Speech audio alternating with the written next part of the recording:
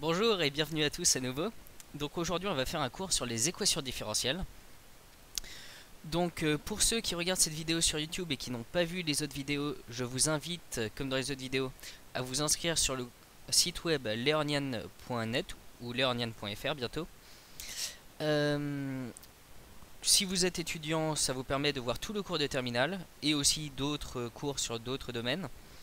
Et si vous êtes prof, ça vous permet de faire comme moi, c'est-à-dire éventuellement mettre un cours en ligne et de le partager avec tout le monde. Donc c'est le but du site web learnian.net. Donc, de retour sur ce chapitre sur les équations différentielles. Donc déjà, qu'est-ce que c'est qu'une équation différentielle? Donc l'idée, c'est que c'est une équation, mais c'est une équation différentielle dont l'inconnu d'une part est une fonction. Donc à la place d'avoir un nombre réel ou quelque chose comme ça, l'inconnu cette fois c'est une fonction. Alors, en général, on note cette fonction y en général. Et c'est une équation dans laquelle apparaissent certaines dérivées de y. Donc dérivée première par exemple, y', ou dérivée d'ordre supérieur comme y seconde par exemple. Y dérivée seconde, ce qui se note avec prime prime, ou mais ça pourrait être troisième, quatrième, cinquième, et dans ce cas on met entre parenthèses 3, entre parenthèses 4, des choses comme ça. Alors par exemple, l'équation... Alors, quand on a une équation différentielle, vu que c'est l'inconnu est une fonction, ça veut dire que c'est une équation différentielle sur un intervalle. Donc ça veut dire qu'on doit parler d'un ensemble de définitions pour cette fonction. Donc ici, par exemple, en exemple, on va essayer de trouver mentalement au moins une fonction solution sur R, donc l'intervalle ici c'est R, des équations différentielles suivantes. Donc par exemple, si on cherche y tel que y' est égal à sinus x. Donc en fait, ça voudrait dire que pour tout x appartenant à R, y' de x est égal à sinus de x. Là, c'est pas très rigoureux comme notation là. En fait, ce serait plutôt y' est égal à sinus directement. Voilà. Donc, est-ce qu'on connaît une fonction qui fait ça? Bah oui, si on se souvient, en fait là, quelque part, on change la primitive de sinus. Donc, on se souvient que cosinus, sa dérivée, c'était moins sinus. Et donc, moins cosinus, sa dérivée, c'est bien sinus. Donc si je prends y égale moins cosinus, en le dérivant, j'obtiens bien moins cos prime égale sinus. Et donc y égale moins cos x, enfin y de x égale moins cos x plus k, où k appartient à r, c'est l'ensemble des solutions de mon équation. Parce que ce qu'on disait, c'est quand on prend une primitive, c'est toujours vrai à une constante près. C'est toujours une primitive à une constante près, ça reste une primitive. Alors pensons maintenant à y' est égal à 3y. Alors celle-là, il faut vraiment la connaître, cette fonction. Elle est très spéciale et elle est presque très caractérisée par ce fait de là presque. Et donc c'est la fonction exponentielle. Mais ici on va prendre exponentielle de quelque chose fois x. Et maintenant il faut bien choisir le quelque chose. Donc si on prend exponentielle de lambda x, ici lambda va être égal à 3. Pourquoi? Parce que exponentielle de lambda x, si je dérive, ça fait lambda fois exponentielle de lambda x. Alors c'est la dérivée de la composée. Pour ceux qui se souviennent, lambda x, la dérivée ça fait lambda, ça je le mets en facteur. Et ensuite, dérivée d'exponentielle c'est exponentielle elle-même, donc ça bouge pas, donc ça fait lambda fois exponentielle de lambda x. Donc ici, je peux prendre y qui est égal à k fois e puissance 3x, et on verra qu'en effet, quel que soit k appartenant à R, l'équation reste vérifiée, parce que le k finalement il reste multiplicateur à gauche, il reste multiplicateur à droite, donc il change rien. Par contre, si je rajoutais une constante derrière, ça marcherait pas. Parce que à gauche, en dérivant, ma constante serait supprimée. Mais à droite, ma constante, je dérive pas. Donc ma constante ne serait pas supprimée. Donc on peut faire d'autres exemples. Y' est égal à 1 plus exponentielle de x. Donc là, on peut prendre y. Donc on cherche finalement la primitive de ça. Enfin, une des primitives, ou toutes les primitives plutôt même. Donc 1 plus exponentielle de x, une primitive de 1 c'est x plus une constante. Exponentielle de x c'est exponentielle de x plus une constante. Donc il suffit de prendre y qui est égal à x plus exponentielle de x plus une constante. Alors y' est égal à y. Là je retombe sur la définition de l'exponentielle. C'est y est égal à k fois exponentielle de x. Donc encore une fois on voit qu'il y a un k. Parce que ici, vu qu'on a que du y de chaque côté, le k...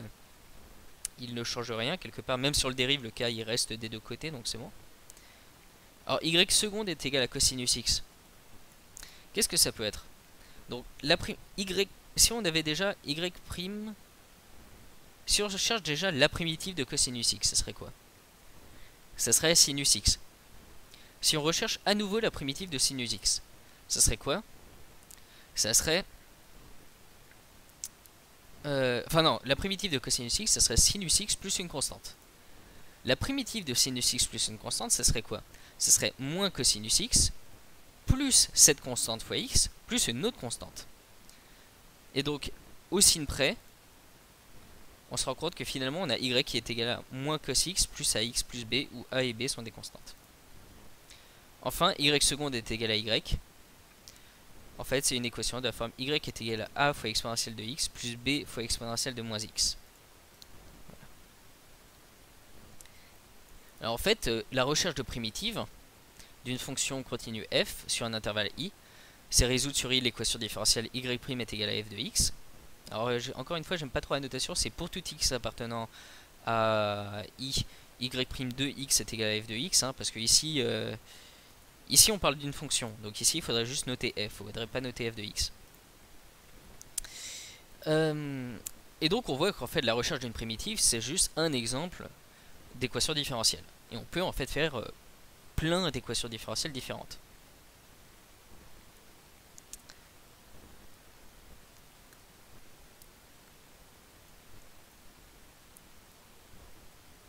Alors, définition, on appelle solution d'une équation différentielle E un couple FI. Donc il faut bien penser à I, hein, parce qu'on est sur un ensemble, parce qu'on résout l'équation différentielle sur un ensemble de définitions de notre fonction, quelque part.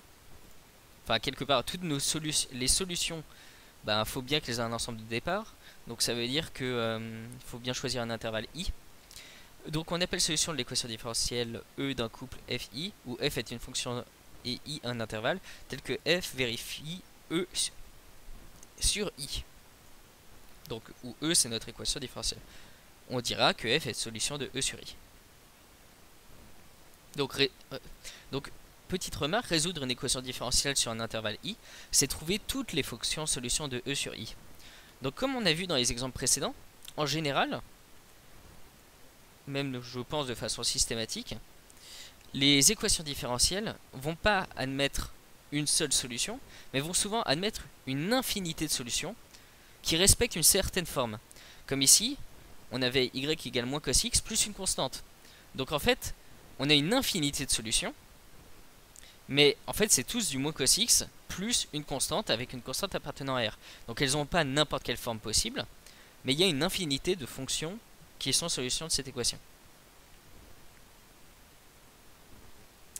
Alors maintenant, on va parler de quelques équations différentielles très importantes qu'on utilise beaucoup en physique, en fait, c'est pour ça qu'elles sont très importantes. Et qui sont pas trop compliquées en plus, donc ça c'est une bonne chose. Donc les équations différentielles, hein, je fais remarquer que ça peut très vite devenir très compliqué à résoudre, et ça peut très vite même devenir impossible à résoudre formellement. Donc c'est pas du tout quelque chose d'évident. Alors les équations différentielles, alors on va parler ici des équations déjà linéaires du premier ordre à coefficient constant sans second membre. Donc un exemple de ça, premier ordre, ça veut dire que quelque part on s'arrête à la première dérivée de notre fonction. Par exemple ici, là on est dans du second ordre parce qu'il y a une dérivée seconde. Donc premier ordre, ça veut dire qu'il y a une dérivée première, ça c'est le plus grand degré de dérivation. Les coefficients sont constants, c'est-à-dire qu'ici, les coefficients ici sont des constantes, ce ne sont pas des fonctions. Par exemple, un exemple serait d'équation différentielle linéaire de premier ordre à coefficient non constant. Ce serait y' de x plus cosinus x fois y de x est égal à 0. Là, on aurait un des coefficients de notre fonction y qui serait de... Alors, y c'est bien notre variable, hein, c'est l'inconnu. Mais un des coefficients ne serait pas constant, ça serait une fonction elle-même, genre du style cosinus x. Et donc nous déjà on va s'intéresser au cas où les coefficients sont constants. Le second membre, donc la partie à droite là, c'est 0. Et à gauche on a du y' plus une constante fois y. Voilà, donc ça c'est une équation différentielle linéaire du premier ordre, à coefficient constant sans second membre. Alors maintenant pareil, on va faire le même type d'équation, mais sauf avec second membre cette fois. Donc la seule différence ici, c'est que ici, on a toujours du y' plus 5y, donc toujours de la forme y' plus une constante fois y. Mais ici, on va dire que ça c'est égal à une fonction. Et on va voir que ça finalement, suivant la fonction, on sait souvent le résoudre. Voilà. Et ensuite, les équations différentielles linéaires du second ordre à coefficient constant, alors, sans second membre. Donc ça, on va les utiliser beaucoup en physique. Et donc c'est une constante fois y seconde, plus une autre constante fois y prime, plus une autre constante fois y est égal à 0. Petite remarque, on peut voir qu'on peut directement diviser par 2 ici, pour se ramener à un coefficient qui vaut 1 devant le y seconde. Donc quelque part, c'est un peu les mêmes termes que quand on fait une équation du premier degré, second degré et troisième degré. Sauf que là, on fait des équations sur des fonctions, donc il faut bien vérifier que les coefficients sont des constantes et pas des fonctions ou des choses comme ça, donc ça peut être plus compliqué. Ah oui, non, j'avais pas vu. Donc il y a aussi des équations différentielles donc plus compliquées. Donc linéaire donc, encore du second ordre à coefficient constant, mais avec second membre. Donc la même idée, hein. Ici équation différentielle du second ordre à coefficient constant, et ici je rajoute une fonction. Alors ensuite voilà, ce que je disais tout à l'heure, c'est qu'il existe des équations différentielles à coefficient variable. Donc par exemple y seconde plus sinus x fois y prime moins exponentielle de x fois y égale 0. Donc là ce que je fais remarquer c'est que ici ben, ça c'est pas une constante, c'est une fonction. Ça c'est pas une constante, c'est une fonction. Donc ça devient très vite beaucoup plus compliqué.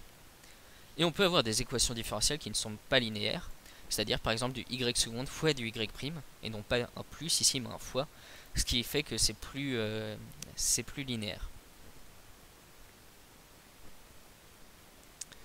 Alors, remarque donc, alors ça c'est assez théorique, hein, une équation différentielle E est dite linéaire lorsque son équation sans second membre associé E0 vérifie les deux choses suivantes. Si f et g sont solutions de E0 sur un intervalle i, donc juste E0, par exemple, si mon équation c'est ça, c'est 2y seconde moins 3y prime plus 5y égale sinus x, ça va être mon équation E. L'équation sans second membre associé, alors bien sûr sur un intervalle, hein, sur le même intervalle, ça va être l'équation 2y seconde moins 3y prime plus 5y égale 0. Donc c'est en supprimant cette fonction là. On verra que les solutions de la première et de la seconde équation, donc de E et de E0, ont un lien entre elles. Donc très souvent c'est en fait très souvent on va calculer d'abord les solutions de cette équation là, plus on va trouver une solution de cette équation là, et ensuite ça nous permettra de trouver toutes les solutions. Donc c'est pour ça que vraiment on utilise très souvent l'équation sans le second membre associé, c'est-à-dire on remplace la fonction ici par un 0. Alors on disait qu'une équation différentielle E est dite linéaire lorsque son équation sans second membre associé E0 vérifie les deux choses suivantes. Pour toute solution f et g de E0 sur un intervalle i, la fonction f plus g est aussi solution de E0 sur i. Donc ça veut dire que si j'ai f et g qui sont solutions, alors f plus g est aussi solution. Et en effet, on va remarquer que ça va être vrai pour toutes les équations différentielles linéaires dont on parle ici. Mais ce n'est pas vrai pour les, enfin a priori ce n'est pas vrai pour les équations différentielles non linéaires. Et pour toute solution f de E0 sur i et tout scalaire lambda appartenant à R, la fonction lambda fois f est aussi solution de E0 sur i. Donc il y a vraiment cette idée que quelque part de façon linéaire, c'est-à-dire même si on multiplie la fonction par un certain terme, ou si on rajoute les fonctions entre elles, si les fonctions sont solutions de notre équation, alors lambda fois ces fonctions ou bien f plus g sont solutions de notre équation différentielle. Alors ici par exemple, l'équation différentielle y' égale ay plus b est linéaire. En effet, si f et g sont solutions, dans ce cas, f et g solution donc de l'équation sans second membre associé E0. Donc l'équation sans second membre c'est quoi? C'est on retire le terme où il n'y a pas de y, donc c'est du y' est égal à ay plus 0 à la place, donc c'est y' égale ay. Donc si on a f et g qui sont solutions, on a f' est égal à af, g' est égal à ag, et donc si on additionne les deux, on a f plus g' est égal à a fois f plus g. Donc ça veut dire que f plus g est aussi solution de E0 sur i. Et maintenant, donc ça c'était pour la première condition. Deuxième condition, j'ai une fonction f solution de 0 sur i et lambda 1 réel. On a alors f' est égal à a fois f sur i. En multipliant par lambda, on obtient lambda fois f, le tout prime, est égal à a fois lambda f. Et donc lambda f est aussi solution de 0 sur i. Donc cette équation est linéaire. Petit exemple d'équation différentielle non linéaire. Y' est égal à y fois 1 moins y. On voit qu'en fait, les équations linéaires, ça va souvent être linéaire quand en fait on va avoir des plus ici. Mais si on a des fois, tout d'un coup, ça pose des soucis parce que f, enfin, par exemple, si j'ai y' est égal à f fois f, quelque part, si je fais 2f, bah, la place ici va être multipliée deux fois d'un des deux côtés. Il va que être multiplié le 2, il va apparaître une fois à gauche et deux fois à droite. Et donc là, ça va nous faire ensuite du 2y' est égal à du 2 fois y fois 1 moins 2y. Et donc on va avoir des problèmes de coefficients. Donc c'est ce qu'on va avoir ici. Donc si on prend, on va montrer, alors prenons y, une solution de cette équation, de l'équation E. Alors prenons la fonction 2y. Donc on la nomme z. Donc on a z' est égal à z fois 1 moins z sur i, en raisonnant par l'absurde. Donc ça voudrait dire que 2 fois y' est égal à 2 fois y fois 1 moins 2y sur i. Mais comme y2... Donc celle-là, on raisonne par l'absurde, je crois. Mais comme y est solution de E, on a 2y. Donc ça, y' du coup, c'est égal à... On peut utiliser y' est égal à y fois 1 moins y. Donc ça fait 2y fois 1 moins y est égal à 2y fois 1 moins 2y. Je simplifie un peu le tout. Ça me fait 1 moins y. Donc ça serait pour les cas où y était pour tout x tel que y de x est différent de 0 pour pouvoir simplifier. On a alors pour tous les x tel que y de x différent de 0, 1 moins yx est égal à 1 moins 2yx. Donc yx est égal à 2yx. Et toujours en simplifiant par yx pour yx différent de 0, on aboutit à yx est égal à 0. Enfin, donc bon, la conclusion c'est que la fonction z est égale à 2y n'est pas solution de E sur i. Alors ici on avait en fait, oui voilà, c'était l'absurdité, elle venait de là, c'est qu'on considérait une solution non nulle de l'équation. Et même oui, la fonction nulle est solution. Mais bon, on considérait une fonction non nulle. Alors maintenant, on va commencer à essayer de résoudre nos équations différentielles. Donc d'abord, la plus simple, équation différentielle linéaire d'ordre 1 à coefficient constant sans second membre, c'est-à-dire y' est égal à y, où a est une constante, donc a appartient à r. Donc soit 1 est réel, soit E l'équation différentielle y' est égal à y. Les solutions de E sur R, donc là on définit un intervalle, sont les fonctions y définies par y de x est égal à une constante fois exponentielle de ax. Alors en fait, ce qu'il est important de retenir, c'est que quelque part y' est égal à y, c'est du exponentiel de ax. Comment on peut le retenir ça? C'est plutôt on retire exponentielle de ax et on se souvient que quand on dérive exponentielle de ax, ça nous donne a fois exponentielle de ax. Donc du coup, on a bien ça fait a fois exponentielle de ax est égal à a fois exponentielle de ax. Donc,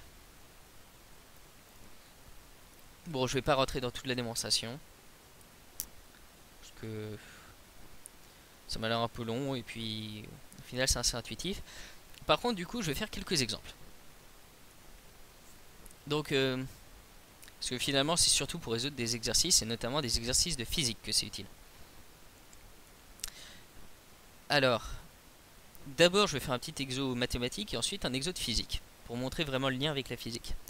Donc d'abord, résoudre sur R l'équation différentielle 3y' moins 5y est égal à 0. Donc ça veut dire que y' est égal à 5 tiers de y. Donc ça veut dire qu'on a a qui vaut 5 tiers. Donc les solutions sont de la forme y de x est égal à une constante fois exponentielle de 5 tiers de x. Donc où c appartient à R. Voilà. Donc là c'est vraiment directement la forme précédente. Ensuite, considérons un circuit électrique constitué d'un condensateur de capacité C se déchargeant dans une résistance R. Et c'est là où on va vraiment voir le lien avec la physique. Donc là, on est vraiment dans un cas de physique. Là, j'ai un condensateur. Là, j'ai une résistance. Donc une résistance, ça pourrait être une ampoule qui a une certaine résistance, des choses comme ça. Donc ça peut avoir un aspect pratique si par exemple on veut faire un clignotant.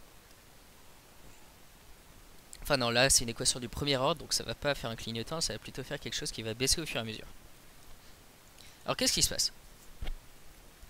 D'après la loi d'additivité des tensions, on a U de C plus U de R est égal à 0. Sachant que U de C et U de R, c'est la tension aux bornes du condensateur, et l'autre c'est la tension aux bornes de la résistance. Alors faut bien orienter tout ça, hein, mais en gros, cette tension là, plus cette tension là, plus cette tension là, plus cette tension là, au final ça fait 0, parce qu'en fait je parle du potentiel ici, enfin, c'est différence de potentiel entre ce point, enfin ça fait une différence de potentiel entre ce point là et ce point là, et une différence de potentiel entre ce point là et ce point là, et donc quelque part U de C et U de R sont opposés forcément.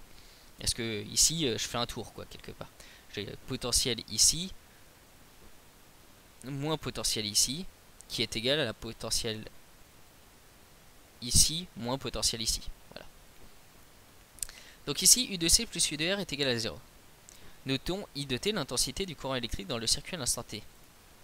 On sait que, alors c'est là où on utilise les lois de physique, parce qu'on a bien besoin de physique quelque part là-dedans, c'est que la tension en borne des condensateurs, c'est égal à la charge à une de ces bornes, divisé par grand C, qui est la capacité du condensateur. Donc on a UC qui vaut Q de T sur C, et Q c'est quoi? Q en fait ça va être l'intégrale de I, mais en fait plutôt on va le noter ça comme I c'est dQ sur dt. Donc I c'est le nombre de charges qui partent par unité de temps, donc c'est le d de Q sur d de T. Donc du coup ça c'est pour la résistance, donc UR de T c'est R fois I de T, donc ça on sait parce que ça c'est U est égal à RI pour le cas d'une résistance, et R fois I ça fait R fois dQ de T sur dt.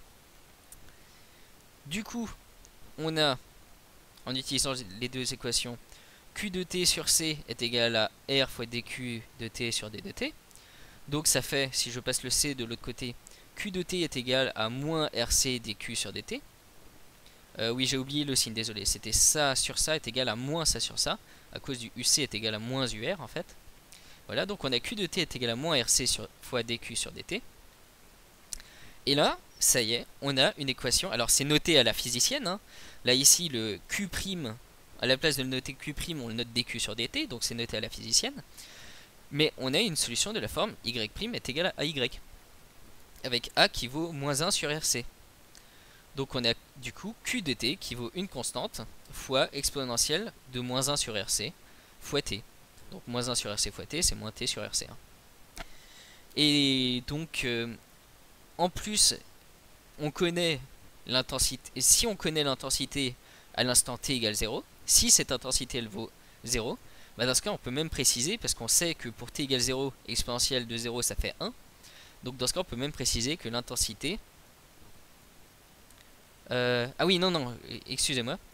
Ici pour le moment j'ai la charge. Nous ce qui nous intéresse ça va être l'intensité. Donc ici on a la charge, mais comment est-ce qu'on peut retrouver de l'intensité?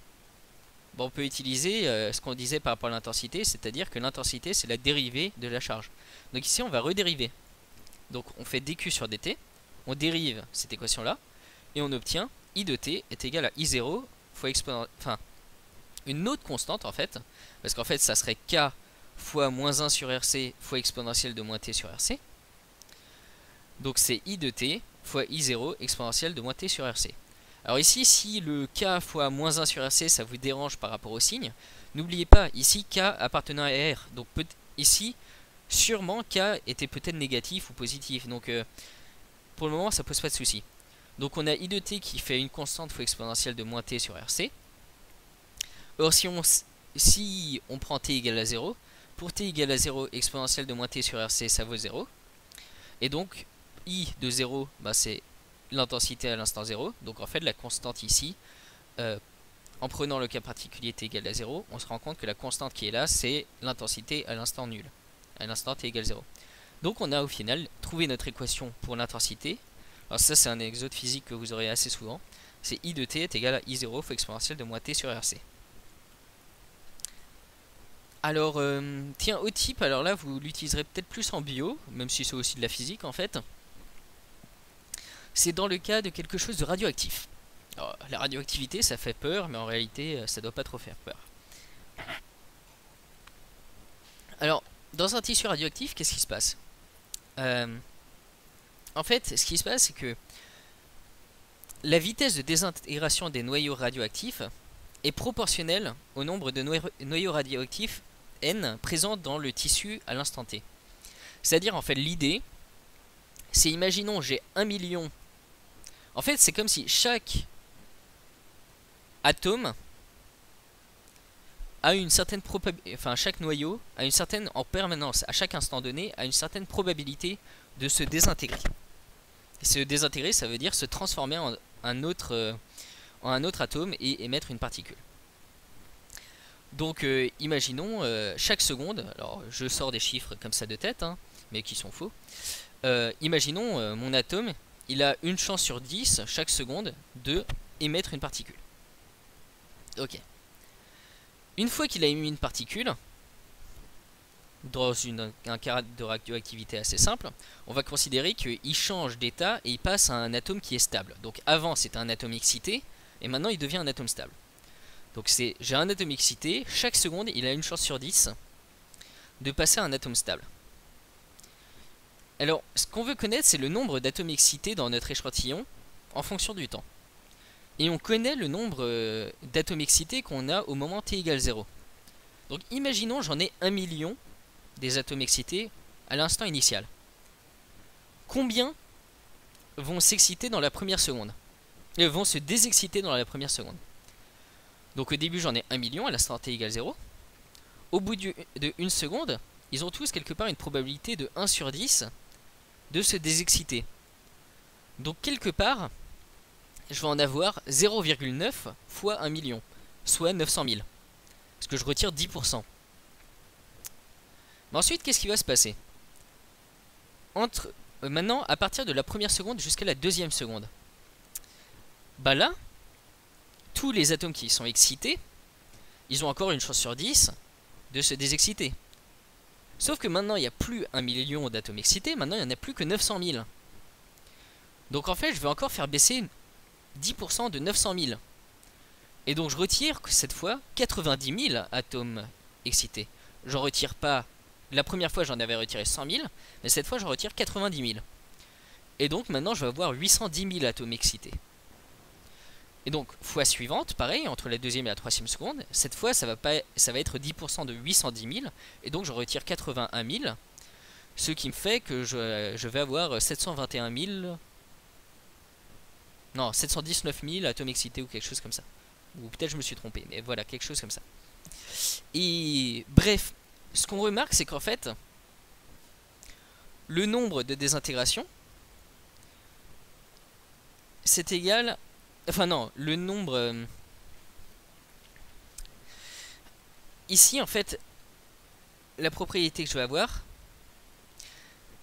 c'est que le nombre d'atomes que je gagne quelque part, alors n' de t, finalement, c'est la croissance du nombre d'atomes par rapport au temps. C'est dérivé de n par rapport à dérivé de t, donc c'est le nombre d'excitations que je gagnerai en fonction du temps. Bon, c'est le nombre d'excitations que je gagnerai, c'est l'opposé du nombre que je perdrai. Donc n' de t, c'est égal à moins une constante fois n de t. Donc ici, moi, ma constante, ça avait été 0,1 en fait. C'était les 10% dont je parlais. Donc ici, on a n' de t qui fait moins lambda n de t. Et donc ça, c'est une décroissance pour un tissu radioactif du nombre d'atomes excités. Et donc ici, si je prends... Donc ici, j'ai une équation de la forme n' de t est égal à moins lambda n de t. Mais ça, qu'est-ce que c'est? C'est une équation différentielle du premier ordre. Alors, j'avais oublié le terme.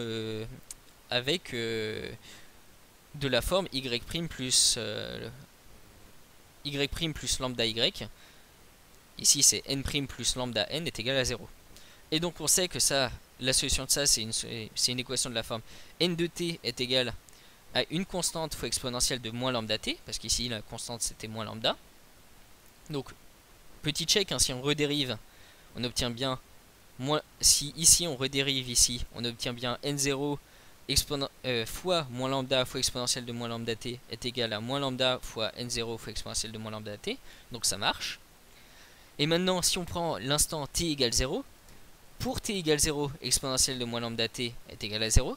Donc en plus, une condition supplémentaire, c'est que à t égale 0, notre constante doit être égale au nombre grand N de 0. Et grand N de 0, bah, c'est le nombre de noyaux excités à l'instant initial, c'est-à-dire c'est N0. Et voilà. Et donc là, finalement, on a trouvé le nombre d'atomes excités en fonction du temps. Et en physique, on notera tôt le nombre 1 sur lambda, ici.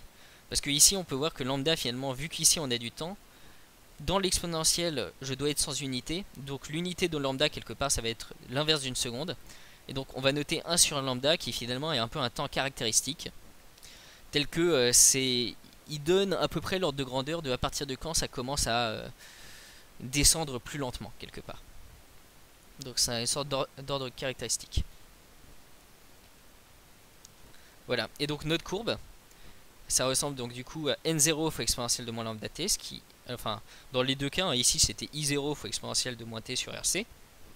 Donc ici la constante de temps c'était 1 sur rc à la place, et à chaque fois ça ressemble à une exponentielle, comme ça, décroissante.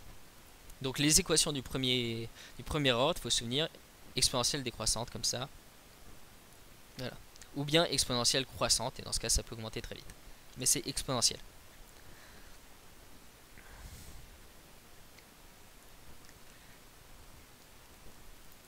Alors,